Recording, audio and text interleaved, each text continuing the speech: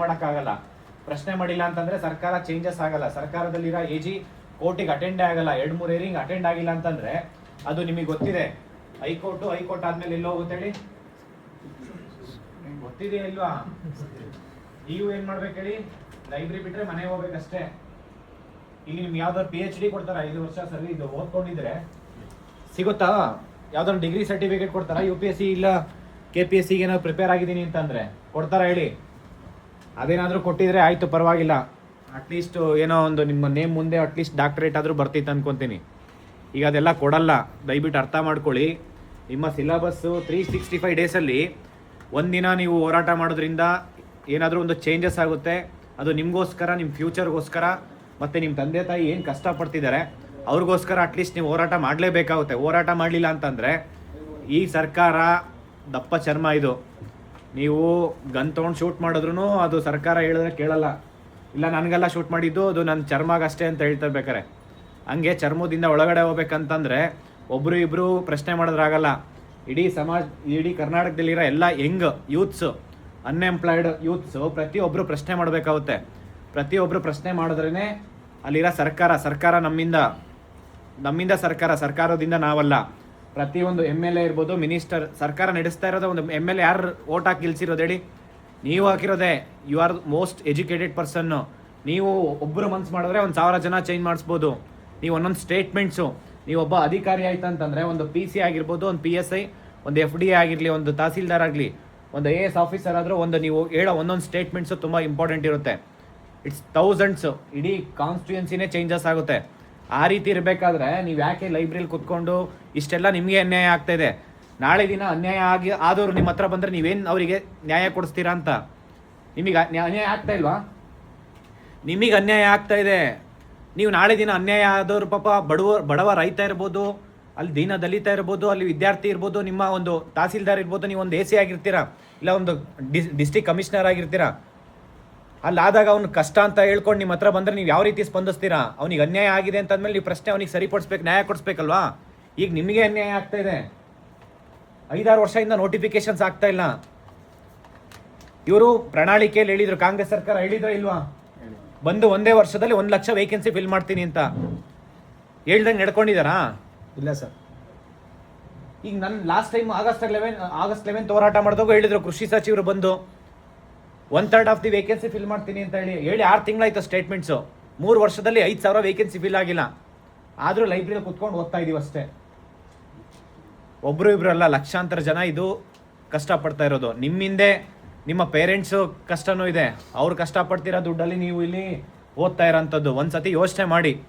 ಯಾಕೆ ಅಂತಂದರೆ ಇದು ನಿಮಗೋಸ್ಕರ ಮಾಡ್ತಾ ಇರೋಂಥ ಒಂದು ಪ್ರತಿಭಟನೆ. ನೀವೇ ಕೇಳಲಿಲ್ಲ ಅಂದರೆ ನಿಮ್ಮ ಹೋರಾಟಕ್ಕೆ ರೈತರನ್ನ ಕರ್ಕೊಂಬಂದು ಹೋರಾಟ ಮಾಡೋಕ್ಕಾಗಲ್ಲ, ಇಲ್ಲ ಅಂಗನವಾಡಿ ಕಾರ್ಯಕರ್ತರನ್ನ ತೊಗೊಂಬಂದು ಇಲ್ಲಿ ಹೋರಾಟ ಮಾಡೋಕ್ಕಾಗಲ್ಲ, ಇಲ್ಲ ನಿಮ್ಮ ಪೇರೆಂಟ್ಸ್ ಬಂದು ಇಲ್ಲಿ ಹೋರಾಟ ಮಾಡೋಕ್ಕಾಗಲ್ಲ. ನಿಮ್ಮ ಪೇರೆಂಟ್ಸ್ ಜವಾಬ್ದಾರಿ ಏನಿದೆ ಅದು ಅವ್ರು ಮಾಡ್ತಿದ್ದಾರೆ. ನಿಮ್ಮ ಜವಾಬ್ದಾರಿ ಏನಿದೆ, ನಿಮಗೆ ಅನ್ಯಾಯ ಆಗ್ತಿದೆ. ನಾವು ಕಾನೂನು ರೀತಿಯಲ್ಲಿ ಹೋರಾಟ ಮಾಡ್ತಾ ಇದ್ದೀವಿ.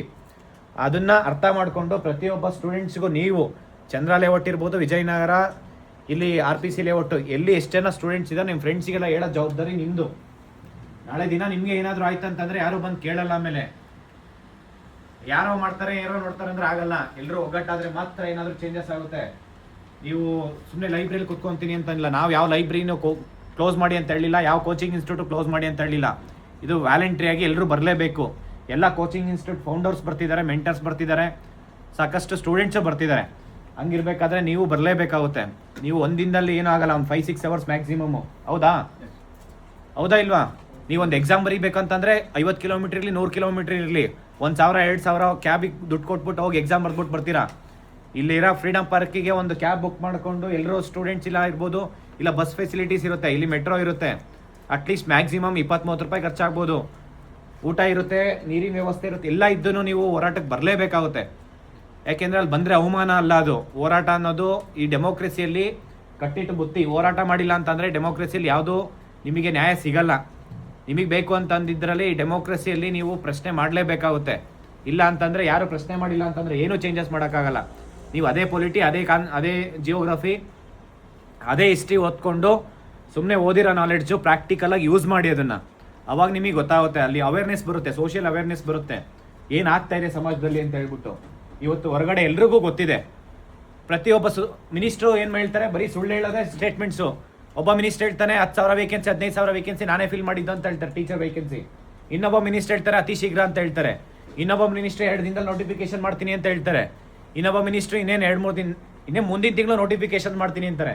ಇನ್ನೊಬ್ಬ ಮಿನಿಸ್ಟ್ರು ನಮ್ದೇನು ತಪ್ಪಿಲ್ಲ ಸರ್ಕಾರದ್ದು, ಅಲ್ಲಿ ಹೈಕೋರ್ಟ್ ತಪ್ಪಿದೆ ಅಂತ ಹೇಳ್ತಾರೆ. ಹೌದಾ? ಇಲ್ಲಿ ನಿಮ್ಗೆ ಯಾರೋ ಫ್ರೀಯಾಗಿ ಯಾರು ಲೈಬ್ರರಿ ಫ್ರೀ ಕೊಡಲ್ಲ, ಕೋಚಿಂಗ್ ಫ್ರೀ ಕೊಡಲ್ಲ, ಒಂದು ಟೀ ಫ್ರೀ ಕೊಡಲ್ಲ. ಏನಾದರೂ ಫ್ರೀ ಇದೆಯಾ ಇಲ್ಲಿ? ಒಂದು ಟೆಸ್ಟ್ ಸೀರೀಸ್ ಫ್ರೀ ಇರುತ್ತಾ ಇಲ್ಲಿ? ಏನೂ ಫ್ರೀ ಇಲ್ಲ. ಹೇಳ್ತೀನಿ ಕೇಳ್ಕೊಳ್ಳಿ.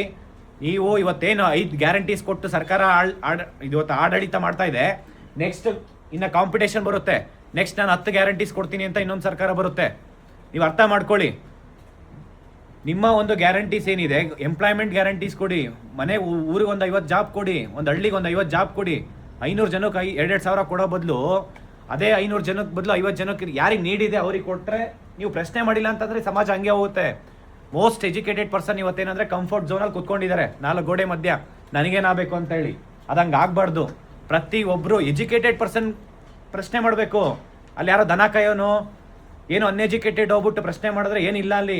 ಅವ್ರಿಗೇನು ಗೊತ್ತಿರುತ್ತೆ ಹೇಳಿ? ಅವ್ನು ಯಾರಾದ್ರೂ ಕೇಳ್ತಾರಾ ಹೇಳಿ? ಕೇಳೋಣ. ಯಾರು ಕೇಳ್ತಾರೆ? ನಿಮ್ಮದು ಕೇಳ್ತಾರೆ. ನೀವು you are the most educated person. 2 ವರ್ಷ ಈ ಒಂದು ಕಾಂಪಿಟೇಟಿವ್ ಎಕ್ಸಾಮ್ಸ್ ಬುಕ್ಸ್ ಓದಿದ್ದೀರಾ ಅಂತಂದರೆ ಅದ್ರಲ್ಲಿ ಸಾಕಷ್ಟು ನಾಲೆಡ್ಜ್ ಇರುತ್ತೆ. ಪ್ರತಿದಿನ 2 ಅವರ್ ನ್ಯೂಸ್ ಪೇಪರ್ ಓದಿರ್ತೀರಾ. ಇಡೀ ಬರೀ ಸ್ಟೇಟ್ದಲ್ಲ, ಇಂಡಿಯಾದಲ್ಲ, ನೀವು ನ್ಯಾಷನಲ್ಲು ಇಂಟರ್ನ್ಯಾಷನಲ್ ಲೆವೆಲಿಗೆ ನೀವು ಕರೆಂಟ್ ಅಫೇರ್ಸ್ ಓದಿರ್ತೀರಾ. ಯಾವ್ಯಾವ ಕಂಟ್ರಿಯಲ್ಲಿ ಯಾವ್ಯಾವ ಪಾಲಿಸಿ ಇದೆ ಅಂತ ನಿಮಗೆ ಗೊತ್ತಿರುತ್ತೆ. ಹಂಗಿರ್ಬೇಕಾದ್ರೆ ನೀವು ಪ್ರಶ್ನೆ ಮಾಡಿಲ್ಲ ಅಂತಂದರೆ ಯಾರು ಪ್ರಶ್ನೆ ಮಾಡೋಕ್ಕಾಗಲ್ಲ. ಹೇಳ್ತೀನಿ ಕೇಳಿ. ನಮ್ಮ ಸಮಾಜನ ಚೇಂಜಸ್ ಮಾಡ್ಬೇಕಂತಂದರೆ you are the best person ಅಂತ ಹೇಳ್ತೀನಿ. ಅರ್ಥ ಆಯ್ತಲ್ವಾ? ದಯವಿಟ್ಟು ನಾಳೆ ಹೋರಾಟಕ್ಕೆ ಜಾಸ್ತಿ ಹೇಳ್ಸ್ಕೊಬೇಡಿ. ದಯವಿಟ್ಟು ಬನ್ನಿ ಅಂತ ರಿಕ್ವೆಸ್ಟ್ ಮಾಡ್ಕೊತೀನಿ. Thank you so much. ನಮಸ್ಕಾರ.